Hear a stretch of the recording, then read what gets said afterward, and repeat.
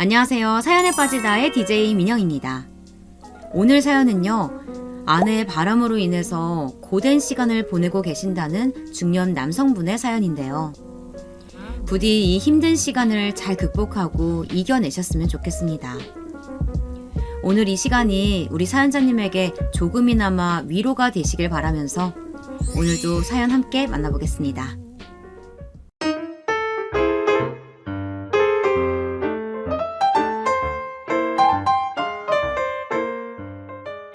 안녕하세요. 경기도 안양에 거주하고 있는 50대 중반의 남성입니다.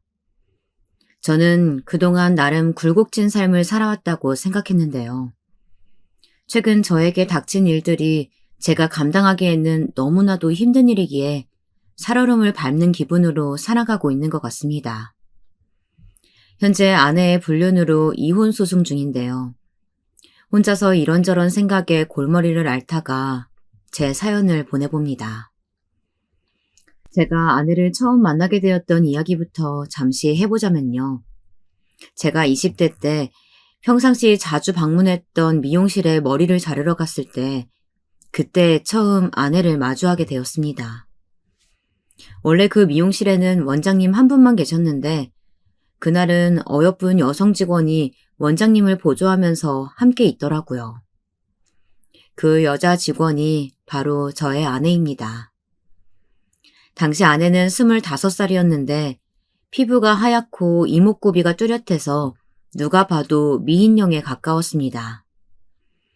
그런 아내를 저는 보자마자 첫눈에 반했고 너무 떨려서 제 심장 소리가 밖으로 들리는 줄 알았습니다. 원장님께서는 제 머리를 자르는 동안 옆에서 보조하고 있던 그 여성 직원을 소개해 주더라고요. 사실 미용실 원장님과 저는 친분이 있었는데요. 제가 중학생 때부터 그 미용실만 다녀서 그런지 원장님께서는 저를 아들처럼 잘 대해주셨습니다. 그리고 저희 어머니께서도 제가 다니던 미용실의 단골 손님이었고 원장님과는 연배가 비슷해서 그런지 두 분이서 친구처럼 가깝게 지내셨고요. 기철아, 미용실에 나 말고 새로운 사람이 있어서 깜짝 놀랐지? 이번에 새로 뽑은 직원인데 실력이 나보다 훨씬 좋아. 이렇게 말씀하시고는 저한테 귓속말로 그 여성 직원이 원장님의 외동딸이라고 알려주었습니다. 저는 원장님께 그렇게 이쁜 딸이 있는 줄 몰랐습니다. 원장님의 따님분이라고 하니까 왠지 모르게 친근감이 들더라고요. 그리고 그 이후로 미용실을 더 자주 방문했습니다. 그 아리따운 여성분을 만나기 위해 머리를 다듬을 때가 되지 않았더라도 면도를 받으러 가거나 제 친구들이나 직장 동료들에게 머리를 자르라며 일부러 앞세우고 가기도 했던 것 같아요. 저는 아내에게 첫눈에 반했기 때문에 계속해서 보고 싶었고 그런 식으로 제 마음을 간접적으로 표현했습니다. 어느 날은 아내에게 고백을 해야겠다 싶어서 미용실이 끝날 때까지 문 앞에서 기다렸는데요. 원장님과 아내가 함께 나왔고 원장님께서는 제 눈치를 보시더니 슬쩍 자리를 피해 주시더라고요. 원장님께서도 저를 응원해 주는 듯하여서 용기를 내 아내에게 고백을 했습니다. 하지만 곧바로 차였어요. 기철 씨, 미안하지만 우린 안 돼요. 저는 이미 결혼한 적도 있고 3살짜리 아들이 있어요. 전 남편하고 이혼하고 엄마가 운영하는 미용실에서 같이 일을 시작하게 된 건데 이런 상황이 올 거라고 꿈에도 예상하지 못했네요. 기철 씨 고백 받아주지 못해서 미안해요. 아내의 말에 충격을 받긴 했지만 아내가 이혼하고 어린 아들을 홀로 키우면서 얼마나 힘들었을지 상상해보니 마음이 아팠습니다. 저는 아내가 한 번 결혼한 적도 있고 아들이 있어서 마음에 걸리긴 했지만 아내를 향한 마음을 쉽사리 접을 수가 없었습니다. 그래서 결국 아내에게 다시 구애를 했고 미용실 원장님의 응원을 받아 결혼까지 하게 된 것 같네요. 물론 저희 집안에서는 애 딸린 여자와 결혼한다며 처음에는 결혼을 심하게 반대하긴 했지만요. 아내를 향한 제 마음이 그 당시 굉장히 굳건했고 저희 어머니와 원장님 간의 친분도 있었기 때문에 어렵사리 결혼에 골인할 수 있었습니다. 그리고 아내는 저와 결혼 후 딸을 둘이나 낳았습니다. 그러니까 저와 아내 사이에는 자녀가 총 3명이 있는 것인데요. 첫째 아들은 제 핏줄은 아니지만 올해 나이로 30살이 되었고 첫째 딸은 26살, 막내 딸은 13살이 되었습니다. 제가 아내와 결혼할 때쯤 큰아들이 워낙 어렸기 때문에 성인이 될 때까지 저를 친아빠인 줄 알고 지내왔던 것 같습니다. 사실 아들이 성인이 되더라도 가능하다면 평생 친아빠가 아니라는 걸 밝히고 싶지 않았는데요. 저희 아들이 제 핏줄은 아니었지만 워낙에 저를 엄마보다 더 잘 따랐기 때문에 친아들이나 다름없었던 것 같습니다. 그런데 아들 녀석이 성인이 되고 군 입대를 준비할 때쯤 저한테 갑자기 할 얘기가 있다며 집 밖에서 만나자고 하더라고요. 저는 무슨 일인가 싶어 오랜만에 아들과 술 한잔 기울일 겸 해장국집에서 만나자고 했습니다. 아들이 저한테 술 한잔 따라주면서 묻더라고요. 아빠, 이제 저도 성인 되었으니까 사실대로 말씀해 주세요. 우리 식구 중에서 저만 배다른 자식인 거죠? 저는 생각지도 못한 아들의 물음에 당황스러웠는데요. 눈앞에 보이는 술 한 잔을 들이키면서 이야기해 주었습니다. 배다른 자식이라고 자식이 아닌 게 되는 거냐? 우리 민성이는 누가 뭐라고 해도 영원한 아빠 아들이다. 그건 달라지는 거 없어. 아들은 짐작하긴 했지만 실제로 제가 배다른 자식임을 인정하자 적잖게 충격을 받은 것 같더라고요. 저는 아들의 물음에 의연하게 거짓말을 할 수도 있었겠지만 아들이 이제는 더 이상 어린 아이도 아니고 성인이 되었는데 남자 대 남자로서 거짓말을 하고 싶지는 않았습니다. 그런데 문득 아들 녀석이 그 사실을 어떻게 알게 되었는지 궁금하더라고요. 민성아, 혹시 어떻게 아빠 아들이 아니라는 걸 알게 됐는지 말해줄 수 있겠니? 네 마음에 상처가 된다고 하면 아빠한테 아무 말도 안 해도 된다. 아빠는 그저 우리 아들한테 무슨 일이 생겼나 싶어서 걱정돼서 물어보는 거야. 아들은 혼자서 한참 동안 고민한 끝에 어렵게 입을 떼었습니다. 사실 얼마 전에 제가 학교 끝나고 집에 가는 길이었는데요. 어떤 처음 보는 아저씨가 저한테 다짜고짜 다가오더니 제 친아빠라면서 저한테 가진 돈이 있으면 전부 달라고 하더라고요. 저는 이상한 아저씨다 싶어서 그냥 모른 체 하고 지나쳤는데 그 다음 날에도 같은 장소에서 저를 기다리고 있었어요. 저는 아들의 친아빠, 그러니까 아내의 전남편이 갑작스럽게 나타났다는 소식에 속으로 깜짝 놀랐습니다. 이번에도 무시하고 그냥 지나쳤는데 문득 속으로는 제가 정말 아빠 아들이 아니면 어떻게 하나 찜찜했거든요. 곰곰이 생각해보면 민지랑 미애는 아빠 얼굴하고 똑같이 생겼는데 제가 아무리 엄마 얼굴을 닮았다고 하더라도 외모에서 풍겨지는 분위기라는 게 있는데 저만 아빠랑 다른 느낌이 드는 것 같아서 그래서 물어본 거예요. 저는 그동안 아들이 혼자서 얼마나 소가리를 했을지 상상해보니 마음이 아파서 미어지는 것 같았습니다. 그리고 동시에 아내의 전남편이 20년 만에 나타나서 아들 녀석에게 돈을 요구했다고 하니 화가 치밀어 오르더라고요. 저는 아들을 달래며 이야기했습니다. 민성아, 속으로 많이 힘들었을 텐데 엄마가 아니라 아빠한테 먼저 이야기해줘서 고맙구나. 혹시 그 사람이 너를 기다렸다고 했던 장소 알 수 있을까?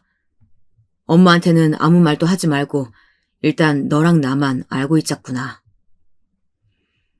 저는 아내의 전남편이 아내에게는 아직 접근하지 않았기를 바라며 그 다음 날 아들이 알려준 장소에서 죽치고 앉아 그 남자를 기다렸습니다. 그랬더니 아들이 말한 인상착의의 남자가 또다시 저희 아들을 기다리고 있는 것처럼 같은 장소에서 주변을 서성거리고 있더라고요. 저는 당장 그 남자의 멱살을 붙잡고 싶었지만 꾹 참고 말을 걸었습니다. 안녕하세요. 저 민성이 아버지 되는 사람입니다. 우리 민성이한테 며칠 전부터 친아버지라며 접근하셨다고 하던데 맞나요? 제가 묵직한 목소리로 말을 걸자 당황한 듯이 그 남자가 뒷걸음질 치더라고요. 저는 그 남자를 놓치면 안 되겠다 싶어서 손목을 붙잡았고 잠시 대화를 나누자고 이야기했습니다. 그래서 근처 카페로 함께 들어갔는데 밝은 곳에서 보니 저희 아들과 붕어빵 얼굴을 하고 있는 게 영락없이 아들의 친아버지가 맞는 것 같더라고요. 우리 민성이한테 20년 만에 찾아오신 이유가 있으신가요? 순수한 의도로 우리 아들이 갑자기 보고 싶어서 나타나신 것 같지도 않고요. 저희 아들한테 다짜고짜 가진 돈 있으면 전부 달라고 하신 게 영 이상해서요. 방금 전까지 밖에서 뒷걸음질 치며 도망가려고 했던 사람이 제가 추궁하자 갑자기 돌연 태도를 바꿔서는 저를 노려보며 이야기했습니다. 민성이 엄마하고 재혼하신 것 같은데 그 여자 말 믿지 말아요. 내가 을처증인 것처럼 몰아세우더니 기어코 자기 엄마하고 합세해서 제가 다 잘못한 것처럼 꾸며놓고 이혼하자고 하더이다. 그년 덕분에 빈털터리가 돼서 집에서 쫓겨났어요. 그동안 그년한테서 민성이 데리고 오려고 안 해본 일이 없을 정도인데 결국 도박에 빠져서 전 재산 다 날리고 염치 없이 이렇게 못날 꼴로 아들 앞에 나타났네요. 저는 그 남자의 이야기를 가만히 듣고 있자니 더욱 화가 났습니다. 저희 아내한테 집착해서 이혼당해놓고 도박에 빠져 살다가 돈 구할 데가 없어서 아들한테 돈이나 빌리러 온 파렴치한 아빠로밖에 보이지 않더라고요. 이 남자 때문에 저희 아들이 받았을 상처를 생각하면 화가 나서 당장 일어나 한 대 때리고 싶었지만 꾹 참았습니다. 다른 말 다 필요 없고 얼마 필요하세요? 제가 민성이 대신 그 돈 줄 테니까 다시는 민성이 앞에 나타나지 마세요. 그리고 우리 가족 지금 행복하게 잘 살고 있으니까 혹시라도 다시 나타나게 되면 그때는 가만히 있지 않을 겁니다. 제가 돈을 줄 테니 다시는 나타나지 말라고 으름장을 놓자 민성이 친부는 본인 목적을 달성했는지 알겠다고 하더라고요. 그럼 6천만 원만 주세요. 내일까지 6천만 원 입금해 주시면 다시는 제가 나타날 일 없을 겁니다. 그리고 되게 불쌍해서 하는 얘기니까 잘 새겨 들으세요. 민성 엄마 주변에 남자 많아요. 저랑 결혼 생활했을 때도 민성 엄마가 분명히 바람 피웠는데 내가 현장을 제대로 못 잡아서 그렇지 바람 피운 게 분명합니다. 그 여자 겉모습에 속아 살지 마시고 늘 의심하세요. 그 남자는 끝까지 저희 아내를 비난했고 저는 그저 흘러가는 말들로 무시했습니다. 아내가 전 남편과 바람을 피워서 헤어진 거라니 상상조차 안 되더라고요. 저희 아내는 저와 결혼하고 나서 다른 남자들과는 일체 대화를 나누지도 않았고 저밖에 모르고 살았는데요. 아내와는 금술도 좋아서 딸도 2명이나 낳은 상태였기 때문에 그 남자가 하는 말들을 전혀 믿을 수가 없었습니다. 저는 저희 아내와 아들, 그리고 우리 가족을 지키기 위해 6천만 원이라는 큰 돈을 마련해 그 남자에게 그 다음 날 바로 보냈습니다. 물론 그 남자와 있었던 모든 일들은 제 가슴속에 묻고 평생 살자고 결심했었죠. 그렇게 몇 년이 지나고 저는 평범한 직장 생활을 그만두고 식당 개업을 준비했습니다. 사실 제 나이가 50세에 들어서고 나서부터는 회사에서 명예퇴직에 대한 압박을 주더라고요. 자녀들이 아직 결혼을 하지 않은 데다가 막내 딸아이는 아직 초등학생인데 이대로 가만히 있으면 안 되겠다 싶어서 늦기 전에 식당 개업을 준비한 거였습니다. 그런데 식당 개업 시기에 맞춰 코로나가 터져버렸지 뭡니까. 하늘도 무심하시지. 그동안 모아두었던 돈과 퇴직금을 모두 쏟아부어 식당을 개업했는데 코로나 때문에 식당은 매일같이 텅텅 비어 있었고 다달이 나가는 재료비와 임대료로 손해만 쌓여갔습니다. 사업이 잘 되지 않으니 신경이 예민해져서 집에 들어가면 아내와 말다툼하기 일쑤였던 것 같은데요.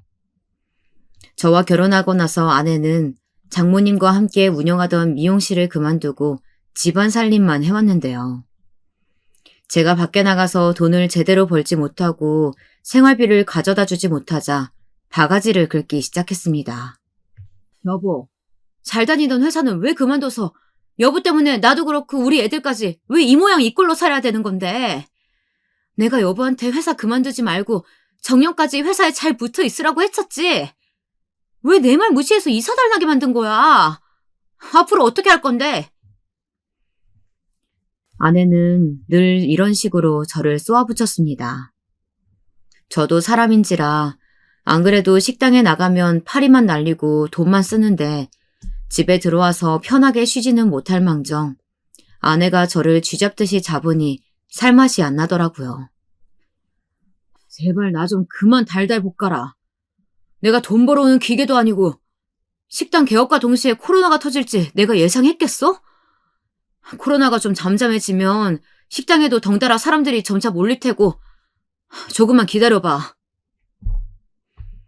그런데 제가 예상했던 것보다 코로나가 더 오래 가더라고요. 코로나가 잠잠해지기는커녕 확진자는 전국 단위로 늘어나기 시작했고 저희 가족까지 모두 코로나에 걸려서는 집 밖에 나가지 못하게 되자 가게 문을 일주일 넘게 닫을 수밖에 없었습니다. 심지어 저는 코로나 증상이 너무 심해서 사경을 헤매다시피 했고 아무것도 못하고 누워만 있었던 것 같아요. 그때 저를 극진히 병간호해준 게 첫째 딸인데요. 첫째 딸은 저와 성향이 비슷해서 그런지 아내보다 저와 더 가깝게 지내면서 대화도 많이 나누는 편이었어요. 저도 자식 중에서는 첫째 딸에게 의지를 가장 많이 하고 때로는 친구처럼 고민 상담도 하는 것 같았습니다. 제가 코로나에 걸렸을 때도 아내는 안 그래도 돈 못 벌어오는 남편이 집에 누워있는 게 꼴도 보기 싫었는지 거들떠보지도 않았는데요. 그런데 첫째 딸은 제가 시름시름 앓고 아무것도 못 먹고 있으니 식사도 직접 챙겨주고 약도 제때 잘 복용할 수 있도록 옆에서 극진히 보살펴 주었습니다. 그리고 막내딸도 아빠가 아파서 누워있으니 언니를 따라서 물수건을 제 이마에 올려주기도 하고 아프지 말라며 응원해 주더라고요. 딸들이 그렇게까지 저를 케어해주니 그동안 제 몸 희생해가며 자식들 키운 보람이 이런 거구나 싶은 생각이 들었습니다. 그런데 제가 코로나에 걸리고 나서부터 아내와의 사이가 완전히 틀어지기 시작한 것 같습니다. 제가 호기롭게 사업을 하겠다며 식당을 개업했지만 돈을 거의 벌어오지 못하자 아내는 가만히 있으면 안 되겠다 싶었는지 별안간 마사지 자격증을 따서 마사지 업소를 다니겠다고 하더라고요.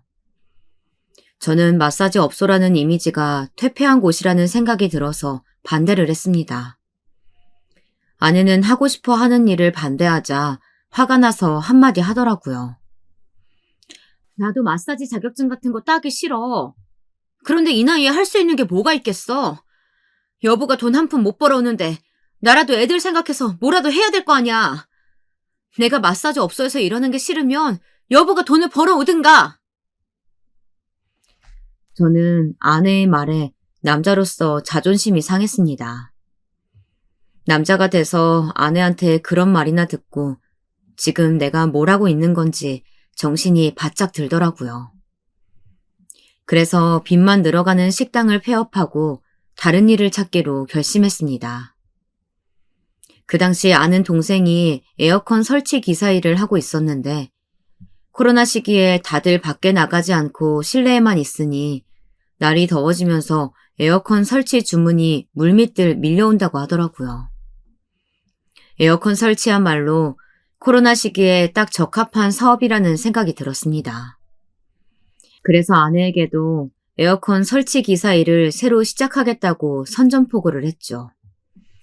여보, 나 식당 폐업하고 에어컨 기사 일 배워서 사업할 테니까 마사지 자격증 같은 거 따지 마. 내가 돈 벌어올 테니까 우리 애들하고 조금만 더 기다려줘. 지금 당장 우리가 손가락 빨 정도는 아니니까 식당 폐업하고 몇 개월 동안은 생활비 만들어서 당장에 가져다 줄게. 아내에게 마사지 자격증을 따지 말라며 제 계획에 대해 명확하게 이야기했는데도 아내는 여전히 제가 믿음직스럽지 못했는지 한마디 하더라고요. 그래, 이번 한 번만 당신 믿고 기다려볼게. 그런데 또다시 이번 사업도 망하면 내가 어떻게 돌변할지 몰라. 당신은 이미 사업 하나 제대로 말아먹었으니까 나랑 갈라서기 싫으면 이번에는 정신 똑바로 차려. 나 돌아버리게 만들지 말고. 저는 아내에게서 짜증 섞인 말보다는 응원과 격려의 말 한마디를 듣기를 바랬는데요. 예전만큼 돈을 못 벌어오자 차가워진 아내에게 섭섭하긴 했지만 아내 나름대로 저한테 화가 났으니 그런 거라고 생각하고 저는 더욱 새로운 사업을 성공시키기 위해 밤낮으로 열심히 노력했습니다. 나이 들어서 몸 쓰는 기술을 배우려고 하니 쉽지 않더라고요. 사업에 매진하다 보니 아내와의 관계도 아예 없어지고 아이들과도 대화를 나눌 시간이 부족했던 것 같습니다. 가족들과 시간을 보내고 싶은 마음이 굴뚝 같았지만 당장 제가 돈을 벌지 않으면 안 되는 상황이니 사업이 안정화되기까지 일에만 집중했던 것 같아요. 그런데 어느 날부터 아내가 코로나 때문에 집에만 있고 살림만 하니 답답하다며 헬스클럽에 운동을 나가겠다고 하더라고요. 아내도 나름대로 아이들 보살피면서 살림하느라 힘들 텐데 스트레스라도 풀 겸 운동을 다니라고 했습니다. 그런데 제가 아무리 밤낮으로 일 때문에 바쁘다고 하더라도 간간히 아내한테 연락했을 때 운동 중이라며 아예 연락이 안 되더라고요. 아침에도 한낮에도 심지어 저녁에도 아무리 제가 아내에게 전화를 걸어도 받지 않았습니다. 그래서 퇴근 후에 집에 와서 아내에게 한마디 했죠. 여보, 요즘 뭐 하는데 그렇게까지 전화를 안 받는 거야? 아무리 운동한다고 하지만 무슨 운동을 하루 종일 해. 그리고 우리 막내는 아직 초등학생이라 엄마 손길 많이 갈 텐데 매일같이 여보가 밖에 나가 있으면 되겠어? 그럼 우리 애들 밥은 누가 챙겨줘? 저는 아내에게 정말 하루 종일 뭘 하고 지냈는지 궁금했고 엄마 보살핌을 못 받고 있는 아이들이 우려되어 순수하게 이야기한 거였는데요. 아내는 제가 잔소리했다고 생각을 했는지 도리어 화를 내면서 말하더라고요. 내가 당신이랑 우리 애들 밥 챙겨주는 식모야?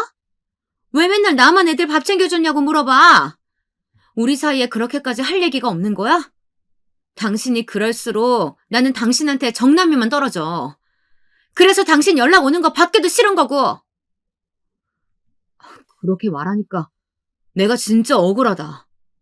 저녁에 퇴근하고 집에 들어오면 당신 없어서 미네랑 저녁 식사 함께 준비해서 먹을 때도 많았고 당신을 단 한 번도 식모라고 생각한 적 없어. 아내가 뭔가 단단하게 오해하고 저한테 화를 냈고 저랑 말하기 싫다며 방문을 닫고 나가버렸습니다. 저도 아내를 달래주기 위해 따라 나갈까 생각도 했지만 하루 종일 일하느라 몸이 너무 고단하고 지친 상태라 그냥 넘어갔던 것 같아요. 그런데 그 다음 날 저녁 퇴근하고 집에 돌아왔는데 여전히 아내가 집에 없더라고요. 막내딸은 제가 들어오자마자 배고프다며 난리를 쳤고 저는 급한 대로 막내딸과 같이 치킨을 시켜 먹었습니다. 큰아들과 첫째 딸은 성인이 되었기 때문에 집에 늦게 들어오거나 친구 집에서 외박하고 들어올 때가 많아 그렇다 치고 아내가 그 전날 저와 싸우고 집에 나가서는 그 다음날 저녁까지 막내딸 혼자 집에 두고 안 들어오자 화가 치밀어 올랐습니다. 제가 아내에게 연락하면 전화를 안 받을 게 뻔해서 막내딸 핸드폰으로 전화를 걸었는데요. 한참 후에 아내가 전화를 받더라고요. 엄마, 왜 이렇게 집에 안 들어오는 거야? 엄마 기다리다가 배고파서 아빠랑 치킨 시켜 먹었는데. 엄마 먹을 거 남겨놨으니까 얼른 들어와. 그나저나 지금 어딘데? 막내딸의 물음에 아내는 급하게 전화를 끊으려는 듯 대충 둘러대더라고요. 미네야, 엄마 지금 엄마 친구들하고 있어. 금방 들어갈 거니까 아빠랑 치킨 마저 먹고 자고 있어. 여보, 지금 시간이 몇 시인데 안 들어오는 거야? 오늘 나까지 늦었으면 집에 밥도 없던데 미네 혼자서 쫄쫄 굶을 뻔했잖아. 이제 하다 막내딸 핸드폰으로 나한테 전화해서 뭐라고 하는 거야? 여보가 이런 식으로 나오니까 내가 집에 들어가기 싫은 거지. 시끄럽고 미네 내일 학교 갈 준비할 수 있도록 옆에서 도와줘. 나는 내가 알아서 들어가고 싶을 때 들어갈 테니까. 아내는 막내딸 핸드폰에서 제 목소리가 들리자 질색팔색을 하며 전화를 끊어버렸습니다. 아내는 그동안 제가 회사를 그만두기 전까지는 만점짜리 아내였는데요. 제가 회사 일에만 집중할 수 있도록 살림이니 육아니 모두 전담해가면서 내조를 해주었습니다. 그런데 제가 이렇게 회사를 그만두고 사업하면서 돈벌이가 시원치 않아서 그런지 사람이 180도 바뀌더라고요. 그런데 막내딸이 아내가 전화를 끊자마자 투덜거리면서 한마디 했습니다. 엄마는 친구 만난다더니 여자친구 말고 남자친구 만나나 보다. 아까 통화할 때 남자 목소리 들리던데? 아빠도 엄마가 만나는 남자친구 누군지 알아? 저는 막내딸이 하는 말을 듣고 제 귀를 의심했습니다. 저는 아내와 통화할 때 남자 목소리를 전혀 듣지 못했는데 막내딸은 남자 목소리를 들었다고 하더라고요. 그러고 나니 아내가 어떤 친구를 만나느라 이렇게까지 집에 안 들어오는지 이상한 생각이 들기 시작했습니다. 아내를 의심하고 싶지는 않았지만 막내딸이 엄마와의 통화에서 전화 너머로 분명히 남자 목소리를 들었다고 하니 계속 신경이 쓰이더라고요. 저는 막내딸을 재우고 아내가 들어올 때까지 하염없이 기다렸습니다. 그리고 새벽 2시가 넘어서 아내가 집에 들어왔고 저는 거실에서 잠든 척을 했죠. 그리고 아내가 씻고 방에서 잠들 때까지 기다렸습니다. 그리고 아내가 완전히 잠든 것을 확인한 후에 주차장에 내려가 차를 끌고 어디에 다녀왔는지 내비게이션과 블랙박스를 확인해 보았는데요. 내비게이션은 이미 기록을 삭제했는지 아무 목적지도 찍혀있지 않았지만 블랙박스 안에는 음성이 담겨 있더라고요. 어제 오늘 찍힌 블랙박스 음성을 가만히 듣고 있는데 저는 경악을 금치 못했습니다. 처음 듣는 음성의 남자에게 아내가 자기야라며 말을 하더라고요. 자기야, 우리 오늘 뭐하고 놀까? 오늘도 남편은 일하느라 집에 늦게 들어올 텐데 우리 어디 바람이나 쐬러 가자. 남자는 아내의 말에 한술 더 떠 이야기했습니다. 우리 자기가 놀러 가자고 하니까 어디를 가야 되나? 우리 아무도 없는 곳에 단 둘이만 있었으면 좋겠다. 저는 그 대화를 듣고 더 이상 다른 대화를 연달아 들을 수가 없었습니다. 아내의 행태에 화가 치밀어 오르다 못해 분노가 폭발해서 저는 무슨 짓이든 벌일 것만 같았습니다. 그런데 그 순간 갑자기 아내의 전 남편이 저에게 했던 말이 떠오르더라고요. 민성 엄마 주변에 남자 많아요. 그 여자 겉모습에 속지 마세요. 늘 의심하세요. 저는 그 남자의 말이 모두 거짓부렁이라고 생각했는데 모두 사실이었다니 헛웃음이 나왔습니다. 그동안 제가 사랑했던 아내는 한순간에 사라졌고 외간 남자와 바람을 피우고 있는 아내만 덩그러니 남아 있었습니다. 의심은 의심을 낳는다고 이번뿐만이 아니라 그동안 몇 번이나 저를 속이고 바람 피웠던 건 아닌지 아내가 무섭게까지 느껴졌습니다. 그렇게 차 안에서 혼자 이런저런 생각을 하면서 몇 시간이나 어떻게 해야 할지 고민을 했는지 모릅니다. 당장 집에 올라가서 아내에게 따지고 헤어지고 말하고 싶었지만 아이들 얼굴이 떠오르더라고요. 첫째 아들은 안 그래도 제가 친아버지가 아닌데 엄마가 바람 피워서 헤어진다고 하면 또 다른 상처를 받을 게 분명했습니다. 그리고 막내딸은 아직 초등학생이라 부모님의 손길이 필요한 나이인데 아내와 이혼하게 되면 저 혼자 아내 몫까지 막내딸을 케어할 수 있을지 자신감이 안 생기더라고요. 무엇보다 첫째 딸은 결혼을 할 예정이었는데요. 이미 결혼할 남자를 몇 개월 전에 집에 데리고 와서 인사를 시켜주었고 상견례 날짜까지 잡은 상태였습니다.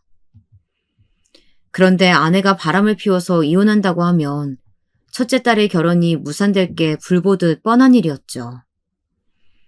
아이들마다 각기 다른 이유로 제가 아내와 이혼하게 된다면 힘든 시간을 보내게 될 게 눈이 선명했기 때문에 당장 아내에게 바람 피운 것에 대해 따지고 들 수는 없는 노릇이었습니다.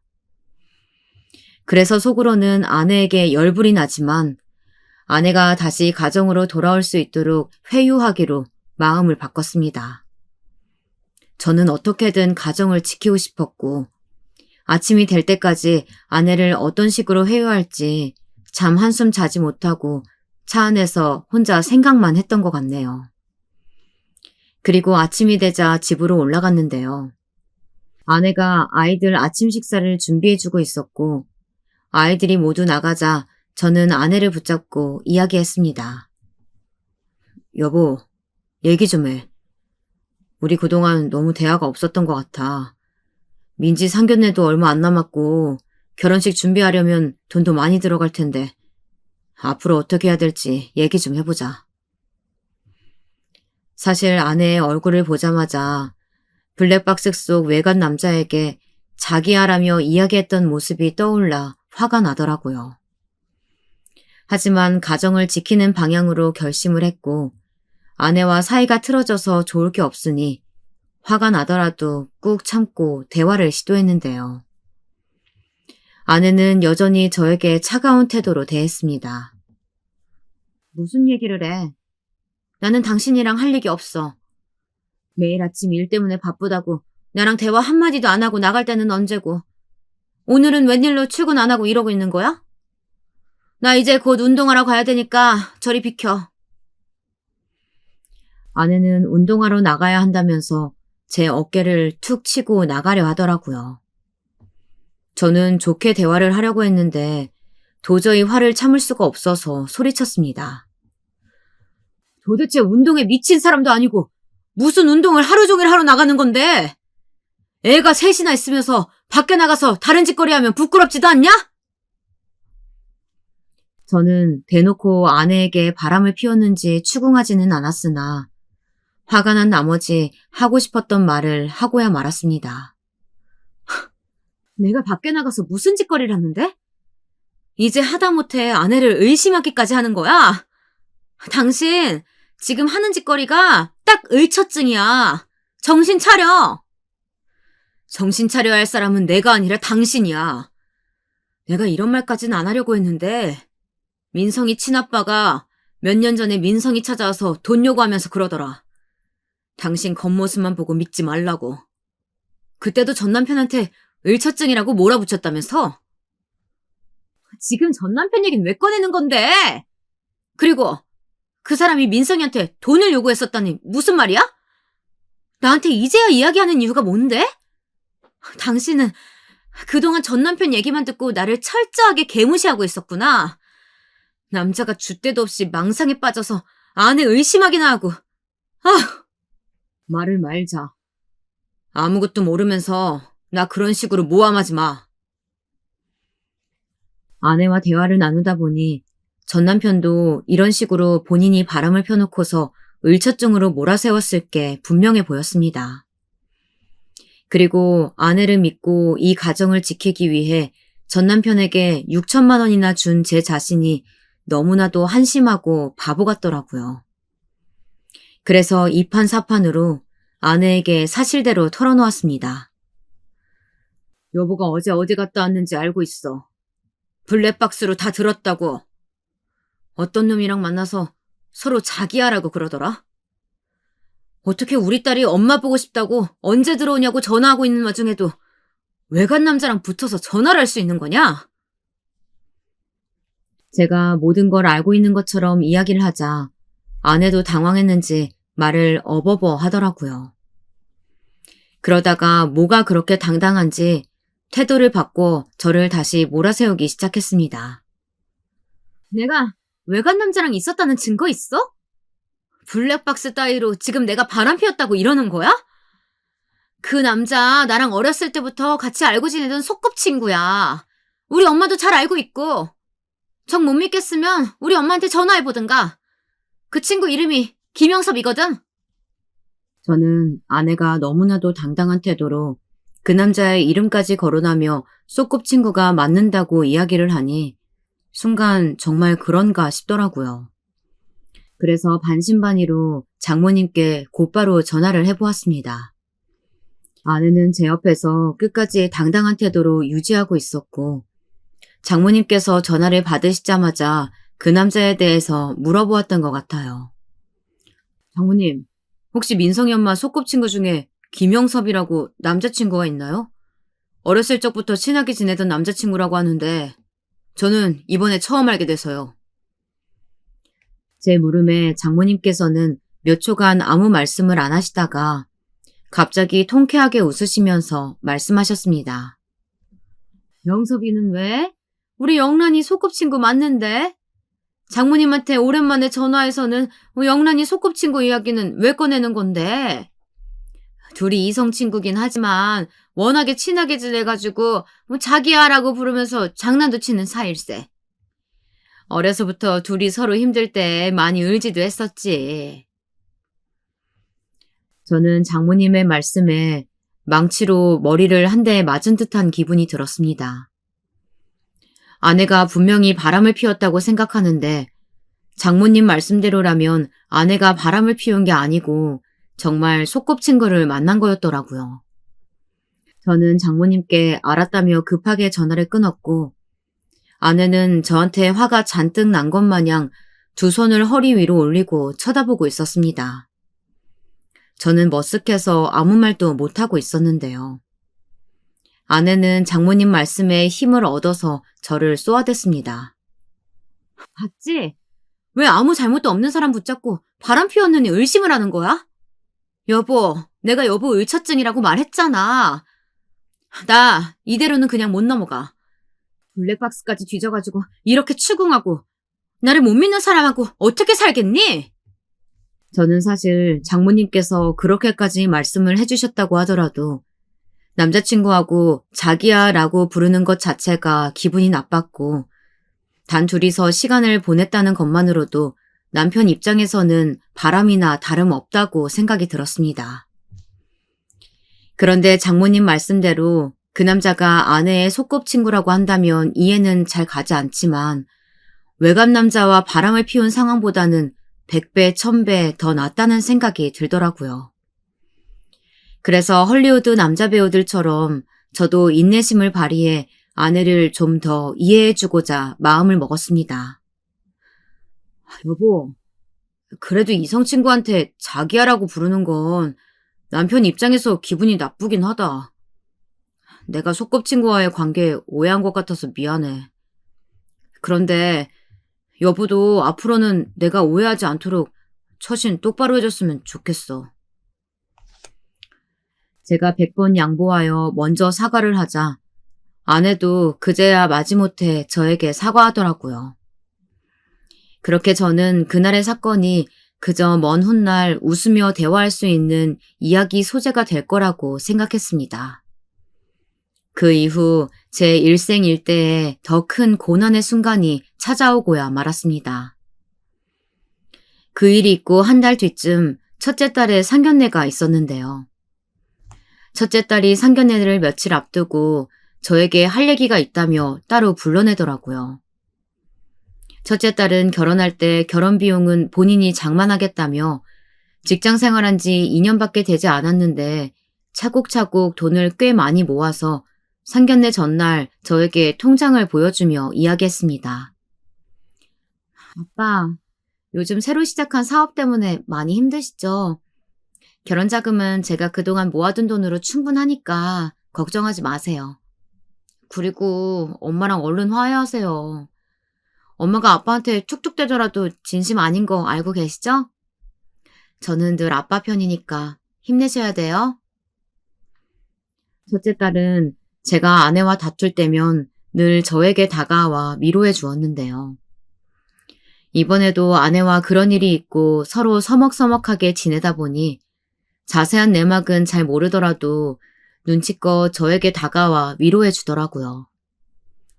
저는 그런 딸 덕분에 다시 힘을 얻었고 상견례도 앞두고 있으니 아내와 제대로 화해를 해보자고 마음먹었습니다.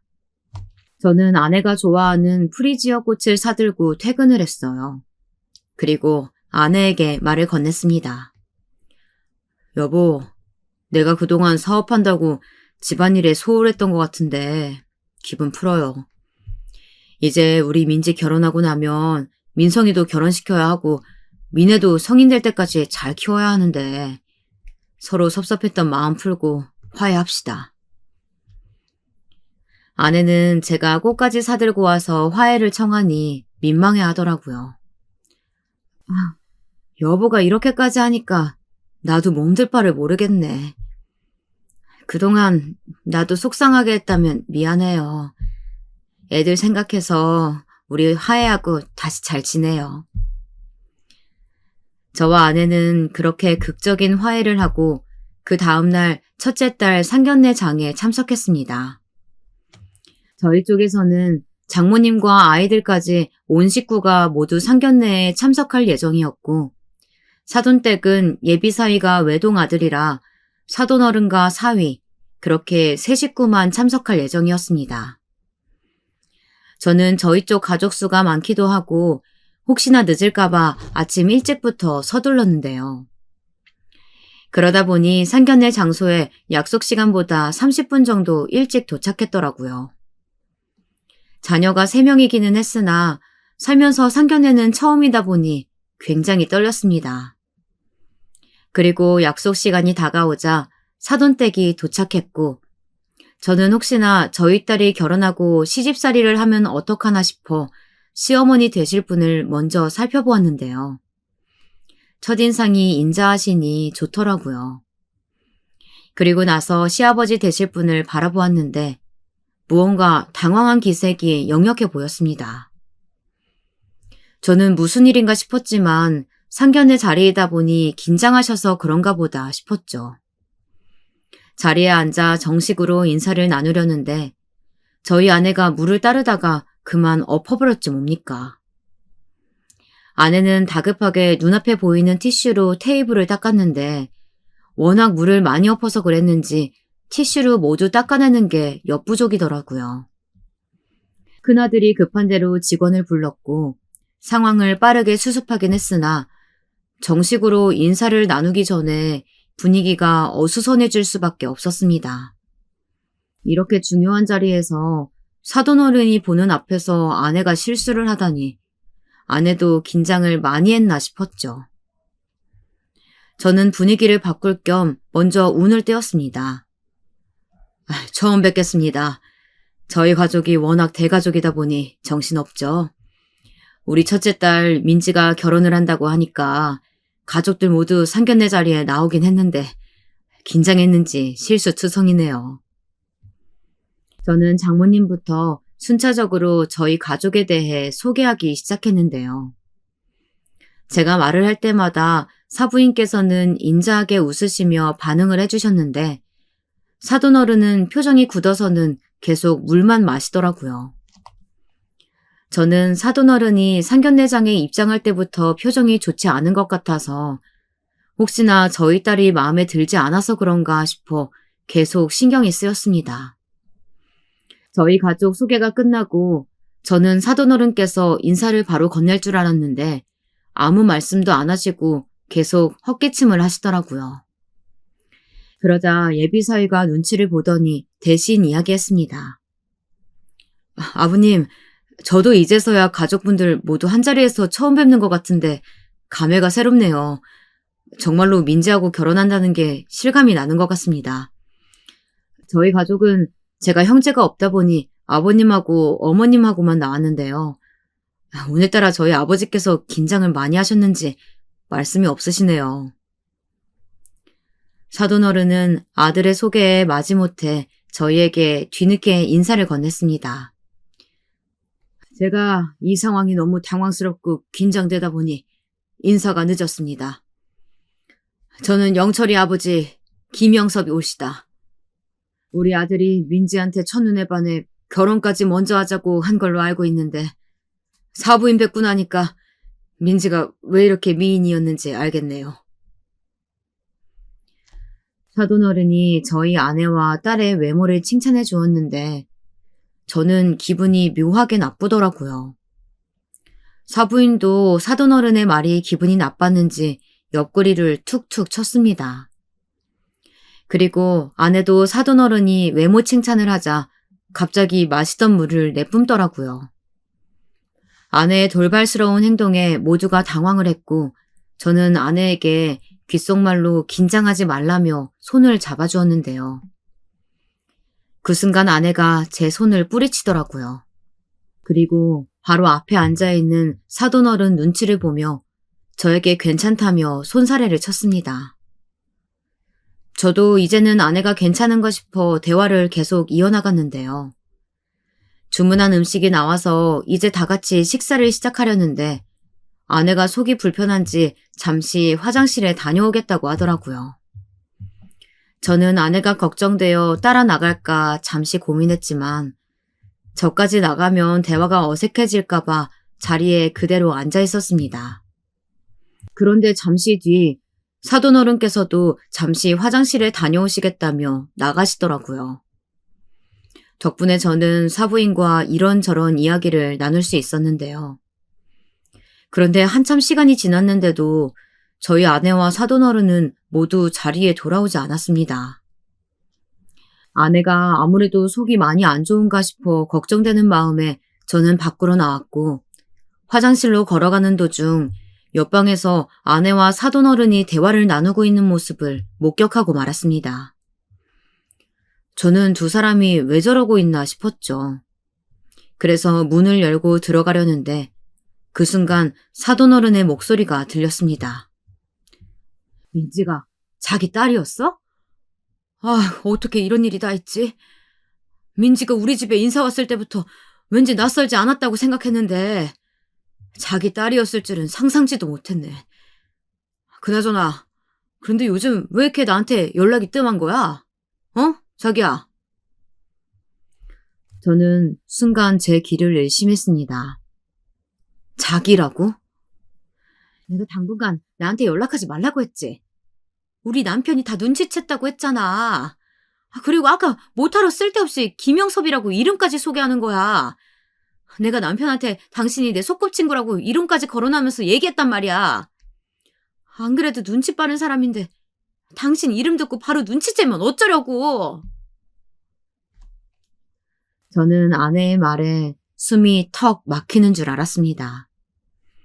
알고 봤더니 지난번에 소꿉친구라고 이야기했던 김영섭이라는 남자가 실제로는 바람 피우는 상대였고 그 사람이 지금 우리 첫째 딸과 결혼할 예비 사위의 아버지였더라고요. 세상에 이런 일이 다 있을까요?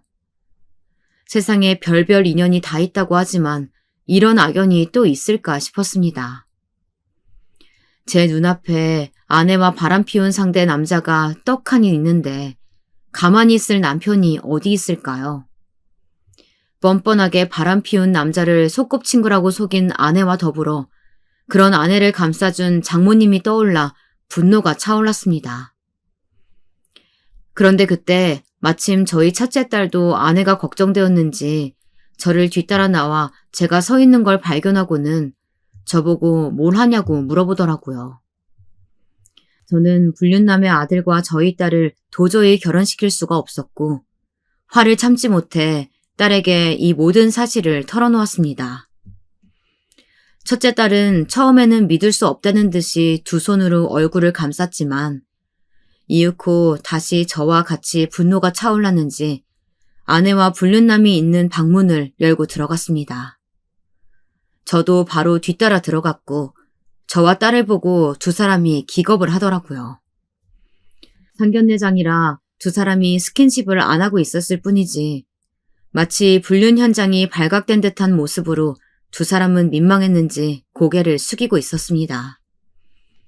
저는 옆방까지 들릴 수 있도록 두 사람을 향해 있는 힘껏 소리쳤습니다.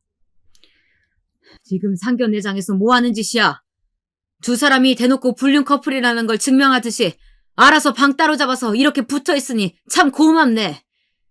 자칫 잘못했으면 우리 민지를 아내 불륜 상대 집안에 결혼시킬 뻔했는데 하늘이 도우셨네. 당장 둘이서 떨어져 있지 못해? 아내는 제 고함에 놀랐는지 그 남자에게서 후다닥 멀리 떨어져 제 앞으로 와 변명거리를 내놓기 시작했습니다. 여보, 아니야. 여보가 생각하는 그런 거. 내가 말했잖아. 내 소꿉친구 말이야. 이 친구가 바로 민지 시아버지 될 사람이었지 뭐야. 나도 상견례장에서 소꿉친구를 만나게 될 줄이야. 깜짝 놀라고 반가워가지고 옆방에서 잠깐 대화 나눈 거야. 제가 모든 대화를 엿듣고 진실을 알게 된 이 상황에서도 저를 속이려고 드는 아내가 정말이지 가증스러웠습니다. 그때 저희 가족과 불륜남 가족까지 모두 옆방으로 찾아왔고 저는 이때다 싶어 다시 이야기했습니다. 웃기지 마. 누굴 지금 바보 취급하는 거야? 둘이서 불륜 저지르는 거 내 차 블랙박스 안에도 있고 그리고 지금 이 방에서 나눈 대화도 식당 CCTV 돌려보면 모조리 다 찍혔어. 소꿉친구였으면 아까 서로 보자마자 아는 척을 했겠지. 서로 불륜 관계니까 당황해서 물 엎지르고 아무 말도 못하고 있었던 거 아니야? 제 이야기에 두 집안의 식구가 모두 발칵 뒤집혔고 상견례장이 초토화가 되었습니다. 그리고 첫째 딸이 나서서 이야기하더라고요. 엄마, 어떻게 예비 시아버지랑 그런 짓을... 아니다. 이제 시아버지가 아니구나. 아빠를 놔두고 어떻게 저런 파렴치한 아저씨랑 그렇고 그런 행동을 벌일 수가 있어요? 이미 결혼한다고 다 떠들어놨는데 동네든 직장이든 시아버지 될 사람이랑 우리 엄마가 불륜 저질러서 파혼했다고 하면 창피해서 고개나 들고 다닐 수 있겠어요?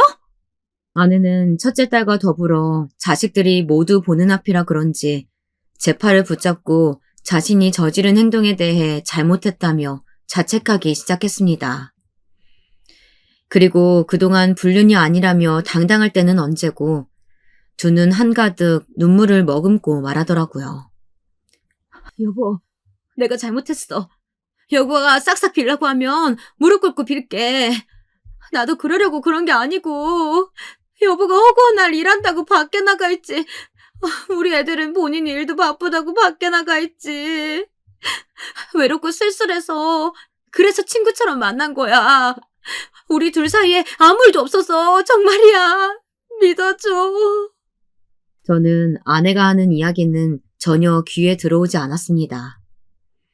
두 사람 사이에 무슨 일이 있든 저는 상관없이 아내와 당장이라도 헤어질 생각이었거든요. 그런데 그때 장모님께서 아내를 감싸며 이야기하셨습니다. 기철아, 우리 영란이가 잘못했다고 하지 않니? 얘가 어려서부터 아비 없이 혼자 살아서 외로움도 많고 내가 잘 보살펴주지 못해서 애정결핍이라 그런 걸세. 자네가 부디 이번 한 번만 너그러운 아량으로 한 번만 봐주게. 저는 장모님도 아내도 똑같이 가증스러워 보이더라고요. 지난번 전화했을 때 딸을 감싸주겠다며 우연하게 불륜남을 소꿉친구라고 할 때는 언제고 이미 아내가 바람 피우고 있다는 걸 진작에 알고 있었으면서 어떻게든 회유하지는 못할 망정 둘이서 짜고 저를 속일 수 있었을까요? 저는 두 사람의 쇼를 더 이상 두고 볼 수 없을 것 같아서 말했습니다. 모두들 잘 들어요. 얘들아, 너네도 이제 컸으니까 잘 들어라. 아빠는 엄마랑 이혼할 거야.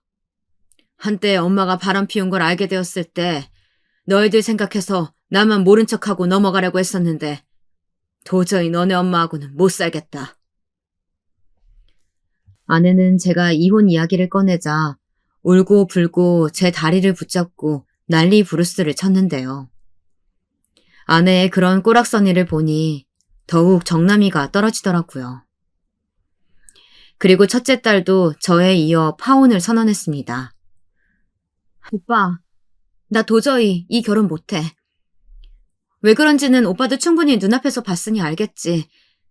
믿었던 사람한테 배신당하는 게 이런 기분이구나. 정말 기분 더럽다. 더러워. 예비사회도 이 상황이 처음에는 얼떨떨하긴 하지만 점차 상황이 파악이 되었는지 충격을 받아 금방이라도 쓰러질 듯한 사부인을 꼭 붙잡고 서 있었습니다.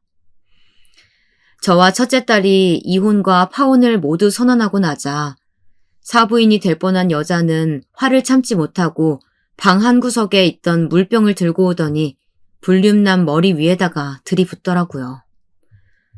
네가 감히 또다시 바람을 피워서 하나밖에 없는 아들 녀석 혼사길 도망치고 이 사다를 만드는구나. 나 이번에는 가만히 안 있어. 당장 이혼 서류 준비할 테니까 그렇게 알고 있어. 이렇게 이야기하고는 아들의 부축을 받아 방문을 열고 나가버렸습니다. 불륜남도 저희 가족들만 남아있는 그 방에 혼자만 덩그러니 남아있다간 제가 되었든 저희 아이들이 되었든 욕먹을 게 두려웠는지 아내와 아들을 뒤따라서 허겁지겁 나가더라고요. 그렇게 초토화된 분위기 속에서 아내는 장모님 품에 안겨 하염없이 울고 있었고 저는 아이들을 데리고 밖으로 나왔습니다. 이미 저는 바람을 예상하고 있었지만 이런 사실을 처음 접하게 된 아이들이 마음의 상처를 받지는 않았을까 걱정이 되더라고요. 특히 어린 막내딸이 걱정되어 꼭 안아주고 있는데 큰아들이 제게 다가와 이야기했습니다. 아빠, 저는 언제나 아빠 편이에요. 엄마하고 이혼하시게 되면 저는 아빠한테 해가 되지 않도록 따로 나가 살게요. 저도 염치가 있지. 친아빠도 아니면서 여태까지 저를 이렇게 키워주신 것도 감사한데 더 이상 빌부터 살 수가 없어요. 아빠가 예전에 이야기했었지. 너는 누가 뭐라고 해도 아빠의 든든한 아들이라고. 그건 변함없어. 너네 모두 내가 책임질 거니까 걱정하지 마. 그 순간 첫째 딸도 저에게 다가와 안겼고 저는 아이들이 도리어 저를 껴안아주며 위로를 해주는 것 같아 하염없이 눈물을 흘렸습니다. 비록 아이들 엄마는 저를 배신하고 다른 남자가 좋다며 불륜을 저질렀어도 아이들만큼은 제 옆에 남아주어 위안이 되더라고요. 저는 아내와 합의 이혼을 하려고 했으나 아내가 끝까지 이혼 도장을 찍어주지 않아 소송을 한 상태인데요. 아무래도 아내가 바람 피운 증거들도 있고 제가 경제력이 있다 보니 이혼 소송에서도 이기고 아이들 셋의 양육권도 저에게 넘어오지 않을까 싶습니다. 지금은 제가 아내를 집에서 내쫓고 철저하게 아이들과 연락을 못하게 하고 있는 상태인데 앞으로 어떻게 해야 할지 머릿속이 굉장히 복잡하네요. 다행히 아이들 모두 엄마 아빠가 이혼하면 아빠와 함께 살겠다고 의사를 밝혀줘서 아이들과는 떨어지지 않고 지낼 수 있을 것 같습니다. 제가 이 힘든 시기를 잘 극복하고 현명하게 아이들과 살아갈 수 있도록 조언 부탁드리겠습니다. 그럼 제 긴 사연 읽어주셔서 감사드립니다.